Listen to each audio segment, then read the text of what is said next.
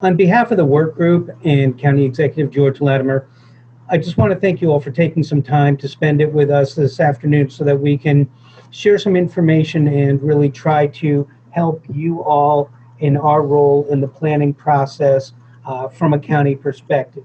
We know that you're working diligently to get your plans in. You have to turn them around in a very short deadline. So we're doing what we can to help you where we are. So with that in mind, I'm going to take just one moment and introduce the two speakers we have today. The first one is Renee Recchia, Master's of Public Health. Renee is the Deputy Commissioner for the Westchester County Department of Health, and she will be discussing the contact tracing aspect. And Dr. Dial Hewlett, who's an MD with the Division of Disease Control for the Westchester County Department of Health, will be discussing the specifics of COVID-19 and testing. So with that, I am going to hand it off to Renee. And again, thank you for joining us. Good afternoon, everyone. And I want to thank you all again, the committee and the County Exec's Office for coordinating it. It's a real pleasure to have the opportunity to talk about contact tracing with the schools. Clearly, we really do need your partnership in this endeavor. What I want to first say is contact tracing has become very new, I think, to the world when COVID has happened.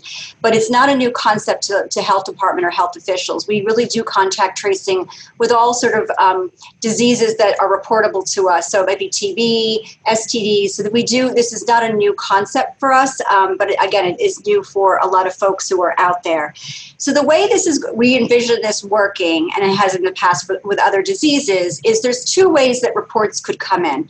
You as a school make it, one of your staff or a parent who may call you and say, I was tested for COVID and I'm positive.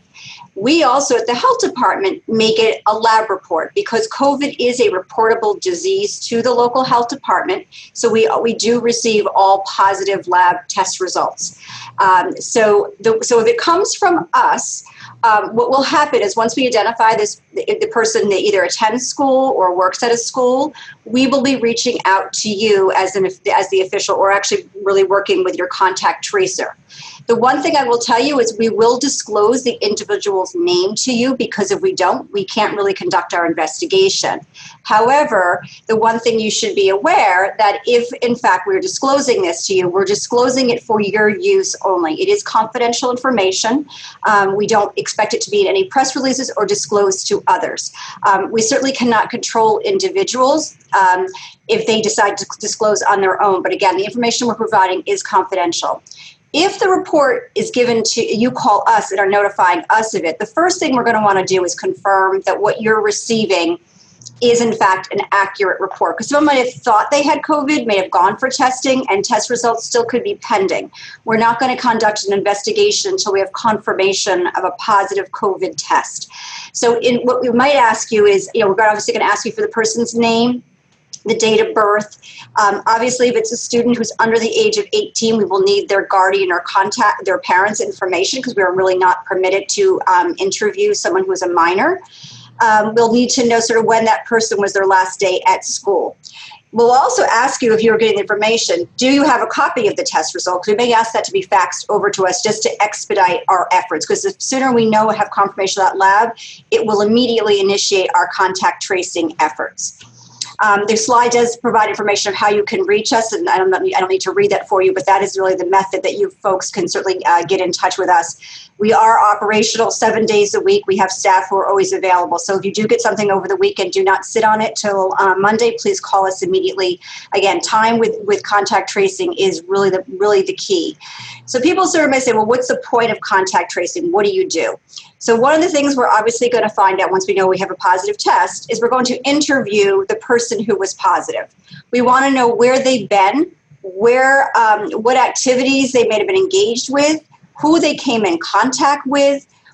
If it was at a school setting, where did they eat their lunch? Because that's the one time where we're taking off our masks, which would potentially increase exposure to people. We're going to want to know other times when people might have worn the mask. Were they participating in any school clubs or potential sporting events? Obviously, for your purposes, we're really concerned about the school setting, but obviously if they're living in a dorm, we're going to want, or in a housing situation, we're going to want to know, in fact, who are those household contacts. That would really be something the health department would take on. We would not necessarily be working with the school on that aspect. So once we have that information, we will also be in communication with you, because again, one of the things we're going to need to know is someone would say, well, I had history and then I went to this class. They may not know all the names of the students in those classrooms. That's why we need to provide you with the name of the person who was teaching in those classrooms, cleaning those classrooms, or attending, so that you can verify both attendance, who was there on the certain days that we've identified where exposures could have occurred, and Dr. Hewlett will elaborate that a little bit more in his presentation. And then in addition, we really will also need to make sure who was there, on which days, and to just verify that what is being provided to us was in fact accurate. Because there may have been things that you know about this student that wasn't disclosed to us. So we really will be working with you in collaboration. I will say it's most likely not going to be just one conversation and we're done. We will probably, it's a process. So as we gain more information, we will share that with you. If we find out there's other people who tested positive who have been known to this person, we're going to be, again, communicating that with you as it pertains to the school environment. So the one thing that people have asked is sort of, okay, so you collect these interviews and then what happens? So we at the health department, again, once someone has been interviewed, we also let them know that they're under an isolation order. And so that means they really are not permitted to attend classes. They must stay in a container, they're basically in their dwelling. We want to make sure that they have the ability to have food and other services provided to them, but they're really not permitted to leave their house. The other thing is, it's always a question of what about the people who are around them? So for us, once we've collected any of the contacts, it's going into a system that we use, which is called ComCare. We have these things, people called New York State tracers, who actually really were hired through the New York State Department of Health, who will go and call people who were exposed, that we've determined there's been an exposure to. So they will get a phone call. They are not told the name of the person. They're literally just told that you may have been exposed to someone who had COVID. And then they're also placed under a quarantine order, again, not permitted to leave their house during that quarantine period. We do stay in contact with both the cases and the contacts. So for a case, we are required to do daily monitoring of those cases. So we will be calling people every day to make sure they're staying in their home. And it's also to check on their health status, because people who are maybe start off asymptomatic, who become symptomatic, they may require medical attention. And so we are doing two things, again, to check on them and to make sure they're staying home. Folks who are under quarantine do have the option of going into a texting or messaging. So they have the ability to be texted if they would like to receive that daily monitoring through that mechanism. Let's see, did I cover all the points? So the one question that I often get is, all right, so if I was the case, and then my husband is a contact to me, and now he's, a friend of his saw him, we would call that a contact to a contact. Those people are not under quarantine orders because they really were not exposed directly to an infected person. So sometimes there is some confusion with what we call contacts to contacts. But for our purposes, we do not at this point do anything related to quarantining those individuals. I think that really covers what I needed to do. I actually want to pass it over to Dr. Hewlett to talk about sort of the difference of an isolation period and a quarantine period and why there are different days associated with them. And then also talk about the different types of testing and some of the limitations that these tests do provide to us. So, Dial, are you available?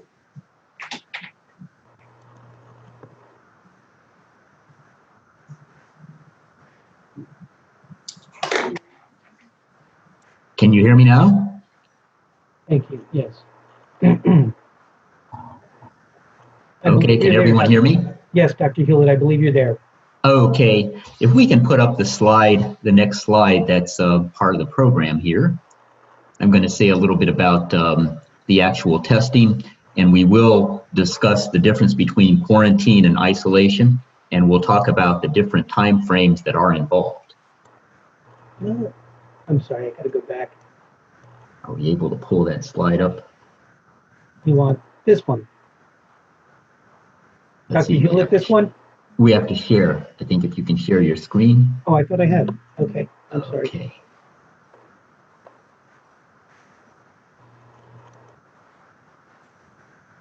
Mhm.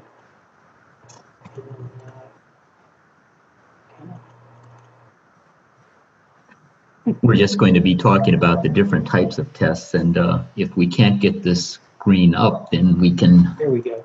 Oh, Okay, you got it? I believe so.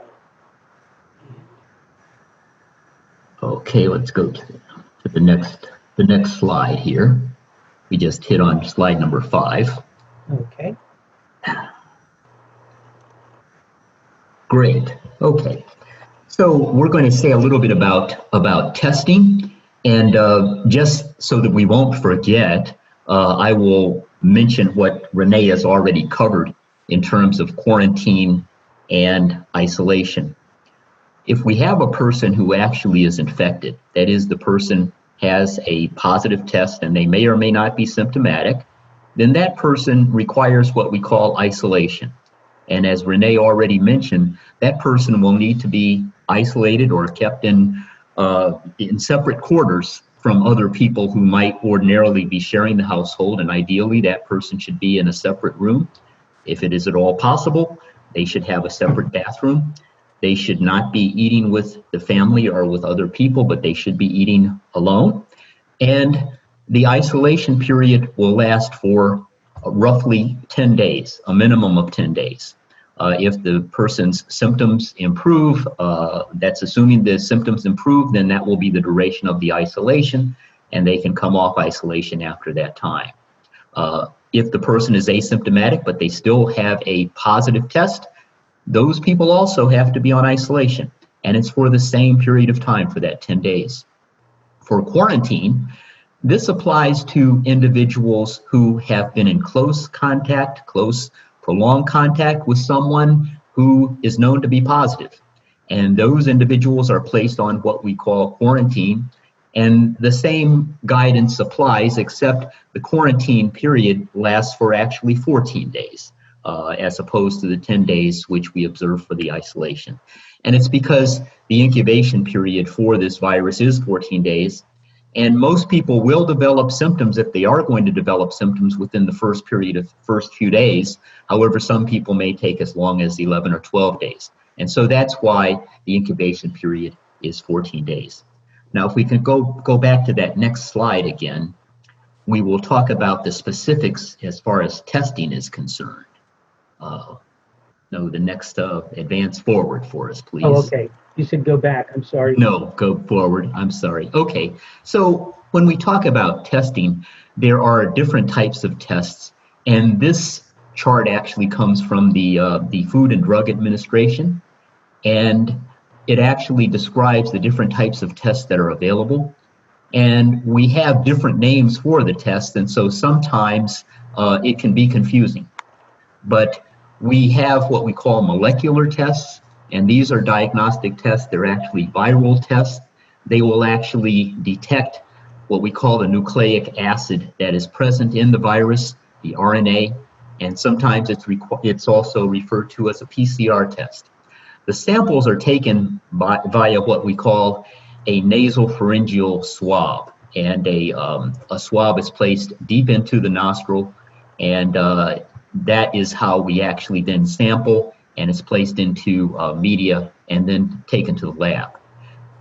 With the laboratory that we are using in Westchester, we actually are able to get the test results back within a day.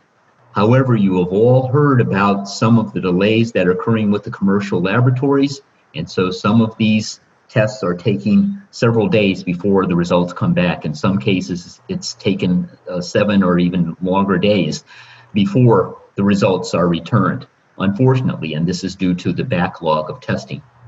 Now, this particular test is highly accurate, it's very sensitive, and it does not require repeating when it is done. And what this test shows is that if a person tests positive, that means they have active coronavirus infection, or active COVID as we call it. And when we detect this, then this means that this is a person who should be placed on isolation. And we then would do the contact tracing that Renee described to try to determine all of the people with whom that person had been in close contact so that those people can be placed on quarantine. Now, there's a second type of test that we call an antigen test. This is a rapid diagnostic test, and the samples are done in the same way. However, we can obtain the results of this testing within an hour, sometimes less. Positive results are highly accurate. However, these tests are not as sensitive as the PCR test. And because of that, we know that there can be what we call false negative results.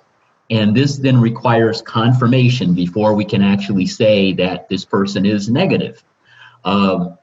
In the event that the test is positive, then that is highly accurate, but the negative results require confirmation by the standard test.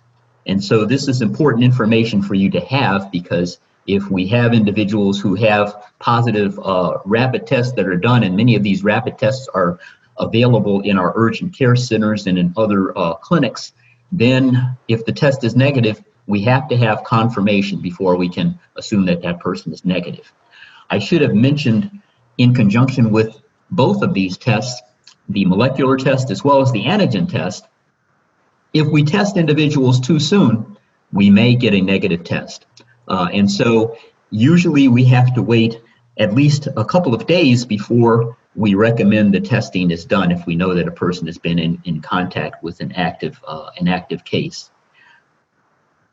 The antibody tests are the third group of tests. And these are not tests that should be done or requested when we are trying to diagnose active infection. The antibody test is done on blood, and it's a serological test. And it will usually show us whether or not that individual has been previously infected, and it will detect the presence of what we call neutralizing antibody.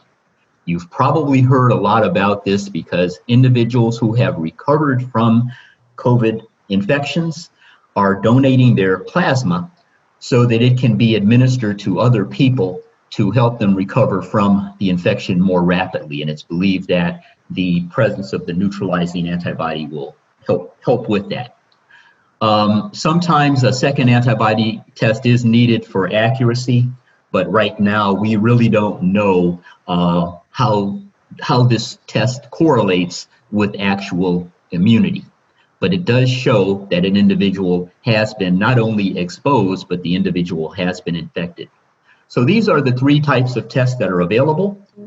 Just to reiterate, for our purposes at the health department, we are requesting that individuals undergo the standard molecular PCR test via nasal pharyngeal swab. That is the test that is going to be most reliable, and that is the test that we require in order to determine which actions we are going to be taking on the individuals. If you happen to run across a person who has had one of the rapid tests, if that rapid test is positive, then that certainly means that the person is infected. However, if the test is negative, we have many false negatives, and so there would be required confirmation. In any event, we recommend the molecular PCR test. And I think at this point I can turn things back over to Joe. Okay, I appreciate that, Doctor and Renee, and I'm going to exit out of here, go back to people. There are a couple of questions that have already come up, and I'm going to share them so that I will just read the questions off. Can the presentations be sent to viewers was the first one to come in. As I said previously, what we're going to do is we're going to take this, edit it down, add some of the more written information in as well as a presentation, and then it will be shared and also put up on the DOH website. Let's talk a little bit specifically, Renee and Dr. Hewlett, let's talk a little bit specifically about the issues relative to what it means to put someone in quarantine and what it means to put someone in isolation. For example, one of the quarantine questions we've already received is if two students are in quarantine and are in separate rooms, is it okay for them to share a bathroom? So I think let's talk a little bit about the four corners of isolation and the four corners of quarantine. I can start. I think we would like, if people are on quarantine, we would like for them to be separated if that is possible. We know geography being such that you may not be able to do that, or because of the availability of quarters, but in the ideal world, we want people to be separated. And the reason for this is that two people are on quarantine. One of them may be destined to go through the period without developing infection, while the other one may actually be destined to develop infection within 4 or 5 days. And so we really don't know who's who. And so in order for us to minimize the risk for both individuals, they should be separated during the quarantine period. And what about specifics of isolation, Dr. Hewlett? The specifics of isolation, I think the same is true.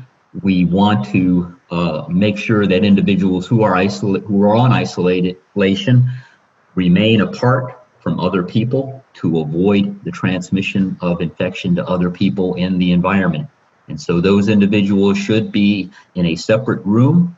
As we said earlier, they should not be sharing meals with other people. They should, if possible, have a separate bathroom or restroom that they would use. And they really should not be leaving those quarters for that 10-day period of time. Okay, so it's 10 days for isolation, and how many days for quarantine? It's 14 days for quarantine. I will mention one other thing, and Renee may wish to comment on this too. And this has to do with some of the issues that are now coming up regarding our essential workforce. Individuals who are in healthcare, individuals who are considered to be providing essential services.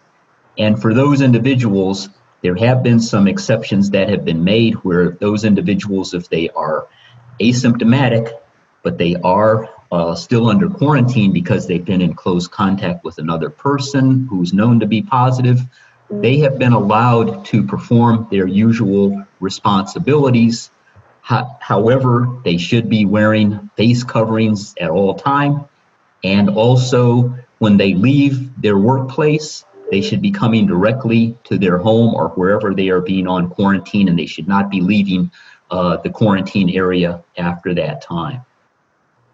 That is correct. And there is specific guidance on the state website that lays out all the criteria that must be met for essential workers to be able to come back in terms of temperature monitoring and other items. The one thing I want to make sure it's very clear is anyone who is a case, regardless of their showing symptoms or not, are not permitted to return to work.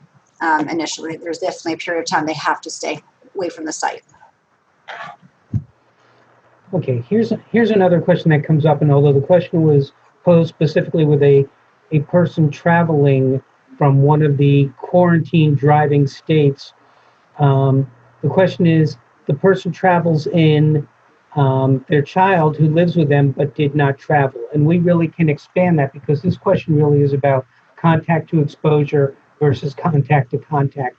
And would you talk about that a little bit? Because, an individual traveling from another state, unless they test positive, would not necessarily be considered contact to exposure. I want to make sure that I understand it correctly. Go ahead, Renee. Traveled and now it's go ahead, Dr. Hewlett, please. Yeah, I want to make sure that I understand it correctly. I know that there is certainly guidance for people so that again, if I understood the question correctly, so I'm sorry, you're breaking up. Held under any quarantine permitted to, and I hopefully that was correct. Yes, and I think that's really the question is, it's not just about travel from a mandatory quarantine state, although we can address that specifically. Equally as important, I want people to understand the difference between contact to exposure and contact to contact.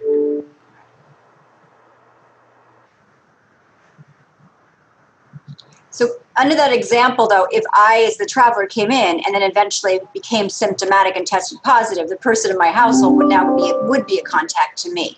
But I think, and again, Dr. Hewell as a physician can speak more eloquently than I certainly can, but the issue is me as the contact, I haven't developed symptoms and again, had enough viral load to get someone sick. That is why this contact-to-contact concept works the way it does. I mean, I need to be becoming sick and having enough virus to be able to cause someone else to become sick. Yes, I would agree. Okay. Go ahead.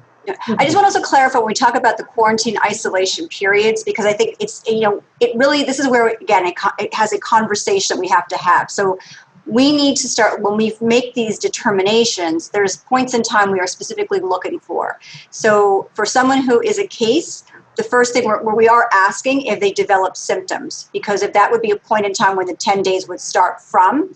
If they were asymptomatic, then we would use the test date as the starting point. For contacts, we are looking at the last day of exposure. So if I was with someone for a couple of days, and really it doesn't start from the first time I was with them, it's the last time where that exposure could have occurred, and it's 14 days from that point on. So I want to make sure it's clear about when those clocks start ticking. So that's why getting test results to us faster is really critical. Okay, there's another question that had come up, and that is in regard to the process that the school takes in dealing with the exposure issues, et cetera, as opposed to the contact tracing. And I think it's important for folks to understand, and it's my understanding, but correct me if I'm wrong, but it's important for folks to understand that these are actually two different processes. That what we do with the contact tracing is one thing, but how a school responds and deals with this as a COVID exposure really goes forward separate and apart from the contact tracing, although they will frequently bump into each other. And I might add that this is where it's important for the school officials, if they realize that there is a positive case in their school, to immediately reach out to us at the health department so that we can provide you with the guidance that you need, because we this is pretty much what we do, and we try to lend a helping hand in terms of trying to organize your approach. And I think the other thing to be clear about, we as the health department don't have the authority, I don't believe, to like close the school. We will tell you who is restricted from attending. And we can certainly advise you on cleaning, which I know there's a webinar later on that topic. But we really will work with you around messaging as well, because I think getting proper information out to those who were impacted, exposed, is very critical. So, there isn't a set template, because I think each circumstances may be different, and we tend to work with the schools on that. But I think consistent message from both the health department and the school district is really important, because I think miscommunication creates a lot more work on both of our parts and just trying to contain that, what the misinformation may have been. Thank you. Next question, and this comes up frequently, and that is the role of the schools in making decisions as far as what to do when they have a student or staff member who has symptoms that are indicative of COVID-19, but for whatever reason, and frequently it's their healthcare provider, does not direct for them to get testing.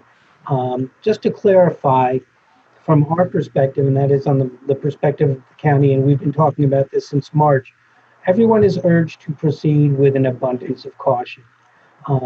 How the school makes that decision, I will hand off to the healthcare professionals. But it is a decision that a school district has to make based upon the facts that they have present for them. I can start to tackle this, and I think that Renee will have some other things to add. This is one of the more difficult issues that we're faced with, because the individual practitioner is essentially charged with the responsibility of the health of that patient who is sitting in front of him or her in their office. And so they make a determination and clinical judgment based upon that. We at the health department are really charged with the responsibility of trying to protect the health of the entire community. And so the decision that we make is sometimes going to be maybe at variance, or the advice that we give may be at variance with that of the practitioner. So we certainly try our best to act in accordance with the practitioners. However, if we just look at this for starters, when you have a child or an older student and an adolescent who has symptoms that are consistent with a communicable disease, that individual really should not be in the school, whether it's COVID or whether it's something else. And so I think that all of us will agree that regardless of the advice that the primary physician offers, if a person is symptomatic with respiratory tract symptoms or with gastrointestinal symptoms, then they really should be at home or away from the school until those symptoms resolve.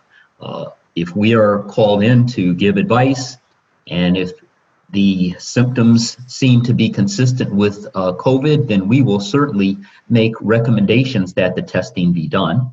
But sometimes there is going to be a dialogue between school officials, ourselves, and the practitioners. But it is, sometimes there does have to be a discussion. Anything to add, Renee, or are you good with that? I mean, I think I'm good with that. I think the only thing different for the school's perspective, I mean, the schools can certainly put in place stricter policies at their discretion. And certainly, again, you know, we can advise you, as Dr. Hewlett said, but if you decide the length of time someone needs to stay out after, you know, having a fever, that is up to you. And I don't believe, Dr. Hewlett, you can correct me, that just fever alone would be a reason. I mean, again, no one should be in the school with a fever, but fever alone is just not indicative of COVID. I think there has to be something else usually present as well. Yes, and this is an area that's evolving. And when everything started back in March and early April, the emphasis was on the presence of respiratory tract symptoms. So things like cough and sore throat, runny nose, those were the kinds of things that were included. And then later on, we noticed that things like a loss of taste or a loss of smell was a prominent manifestation in some people as well. Now we know that in some of our young children, they do not actually have respiratory symptoms. Many of them are presenting to us with abdominal pain, vomiting, and diarrhea. And so I think that we have to sort of broaden our scope in terms of the way that we're thinking about this. So it is becoming a bit more complicated, and certainly we require a lot of thought and guidance to this, but certainly fever alone is not commonly what is seen. It's usually a constellation of things. Okay, thank you. A couple more questions. There's a question about essentially what DOH is doing to assist, check on, and ensure enforcement for those in isolation and quarantine. And if you could just talk about DOH's role in enforcement. But I would also suggest that we might want to explain to the folks who we're working with just what what we're seeing as, I believe, to be a pretty high rate of self-compliance, and talk about that a little bit too. Sure. So I'll start. If Dr. Hewlett wants to add in, I'll let him add additional comments. So we actually, I want to say probably a little over, actually more than a month ago, started really with what we call sort of a field team approach. So we have a process where, in fact, we do try to call someone every day, twice in that day. And it's actually based on telemarketing. So what we'll do is we call and the phone rings. If someone doesn't answer, we call immediately 2 consecutive times. The other thing that will help us in messaging is when we call, the phone number either will identify a 518 number or it'll say New York State Contact Tracer. So we're really hoping that people will pick up the phone and speak to us. If after 2 days that someone we've not been successful, we actually do send out an individual from the health department to someone's address, because we want to, again, see if they're home and try to obviously conduct the interview or follow up on our monitoring. That has actually resulted in us having a lot of success. Sometimes, again, not sure why people haven't picked up the phone, but I think they realize that we are taking this very seriously. And usually right after that, we've had a good percentage of people actually call back to us to complete their interview or to give us feedback on their daily monitoring. I agree. Nothing more to add. I'm sorry, go ahead. Yeah, nothing more to add on my point. Okay. What What has been your experience with individuals self-complying with quarantine and self-complying with isolation? I mean, I think overall people have been very good about it. I mean, there's always going to be a few people who don't comply. I will tell you, I think maybe it's because we were in New York and this is where the first really wave hit, that people tend to be a little more vigilant here than I think I've seen other parts of the country. And the reason why I say that is we do get complaints either through our normal complaint line in the health department or through actually the New York State on pause. And from that, we get people who will saying, I saw a group of people congregating, or I saw people, it was 150 at an event. We have someone who actually does follow up on those complaints. A lot of them we've been getting lately is about the travelers who really, they know someone has come back from a country that was where high transmission has been occurring. And we do reach out to them and we do let them know that they're under. But in the same token, to ask for your compliance, we had someone who needed to be out of quarantine for an exception actually wrote us an email and asked for permission. And I thought the fact that this person took it upon themselves to really request that really did show their understanding and the importance of quarantining. And I might add and put in a plug here. I know it's maybe out of place, but I think that one of the things that we found to be most effective in helping to prevent the transmission of infection is the wearing of face coverings. And so for individuals who are in close quarters where they may not be able to optimally isolate or quarantine, the wearing of face coverings is something that needs to be highly, highly recommended. Okay, and that kind of actually leads into the next question. That is, school nurses are usually among the first to come into contact with a sick student or staff member. Will the school nurse be required to be under quarantine order every time they come into contact with a positive COVID case? Will nurses be required to have frequent COVID testing? Let's talk a little bit about the specifics of that level of contact with the healthcare staff. I know there are a lot of healthcare school personnel on this call. I can start with that. I think that in this day and age, if the school nurse or the practitioner at the school is going to be evaluating a sick person, a sick student, then they should be using personal protective equipment. And that is certainly going to be very important. It's not like it used to be. I think that we don't know who has COVID and who doesn't, and I think that the schools should make sure that the nursing staff or that the health staff in the school, that they actually are provided with appropriate PPE. If they are provided with appropriate PPE, then there really should not be a need for them to be on quarantine, because they would be much like practitioners in other sectors, for example, hospitals and clinics, where it is required for those individuals to be in PPE. Ideally, the student or the person coming in for a healthcare evaluation should also wear a face covering, unless there's some reason why they cannot do that. Obviously, that might not be possible for the very small children, but certainly for the older children and adolescents, if they are going to be coming in for an evaluation by the school nurse or the practitioner, then they should actually wear a mask as well. And there has been some recent data that has shown that if you have both people wearing face coverings or masks, that significantly limits the likelihood of transmission of infection. Thank you. There are a couple of questions that I'm seeing as far as how the schools address the issues of positives. For example, one of them is, how are attendance at schoolwork going to be dealt with, those kind of things. Those are questions that have to be addressed by the school districts themselves. Our role here with the work group is really to give you the guidance as far as how to handle from a public health perspective some of the issues that are being raised. Part of the reason that we're doing this in the time frame that we're doing it is so that with the information we can provide you, you can make some of the school district operational decisions that you need to make. But the county is neither empowered, nor do we have the information about how your school district operates individually to make decisions about how you are going to handle classwork, attendance, the size of the cluster. That'll be dealt with in part through the contact tracing. So let me jump through a couple of those questions. There is a question here about proximate contact, and I just want to say that that's something that we've been working on, but I think we can very quickly describe what contact means so that people have an understanding of that aspect of the decision-making process. I guess I'll start and then Renee can follow. The definition that's usually followed is 6 feet. So within 6 feet for a prolonged period of time would be defined, I think, as proximate contact. And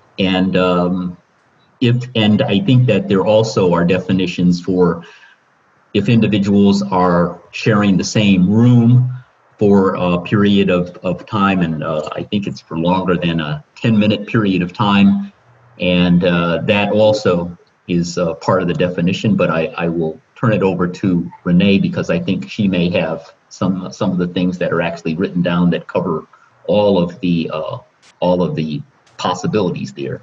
So Dr. Hewlett is correct, the 6 feet within a 10-minute, and then the other piece is really looking at it in a closed setting and the length of time. And I think the one thing I just want to make clear here, when we do get cases in what would potentially be a congregate type of setting, it is not handled by one individual in the department. We have a team and with different expertise. We have infectious disease physicians, nurses, epidemiologists, and we talk through these cases and actually with our environmental health staff.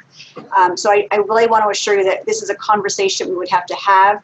As we do an investigation, sometimes new information is learned, and so as Joe mentioned, we're going to try to do things at an abundance of caution. We do not want to see other people get sick. Our goal is really containment of infection and really trying to minimize exposures. And so I think the key is that we will try our best to always stay in communication with you around these types of issues. Yes. Thank you both. I think one of the last things I want to take a look at, because we've got another call coming up shortly, and I think it's covered in the guidance, and the guidance will also be posted on the website. In fact, I think some of it already is posted on the DOH website, so we're not going to go into all of the details of the guidance. But just very quickly, what should a school screening process for students, faculty, staff, what should it look like, and how often should that screening be administered?